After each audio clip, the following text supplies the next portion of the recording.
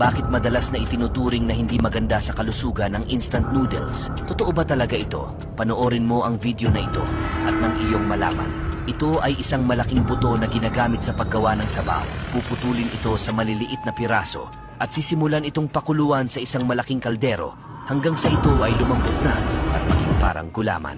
Pagkatapos nito, pupunta ito sa malaking tangke upang ihalo ito sa iba pang mga pampalasa. Samantala, hinahalo ng isang manggagawa ang harina gamit ang isang makina. Kapag nahalo na ito ng maayos, ito ay dadalhin sa hulmahang makina. Pagkatapos ito ay huhulmahin sa isang malapad at manipis na itsura at pagkatapos na dumaan sa espesyal na mga makinang ito, mabubuo ang itsura ng mga noodles na pamilyar sa atin.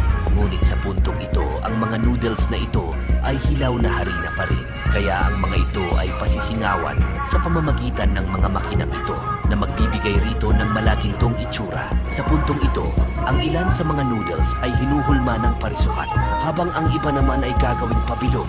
Ang mga noodles na ito ay dahan-dahang uusad palabas ng makina at maghihintay na maisilid kasama ng mga pinatuyong gulay mula sa ibang makina. Mula sa puntong ito, ang mga instant noodles na ito ay maaari nang dalhin sa pamilihan. Sa iyong palagay, masustansya ba ang mga instant noodles?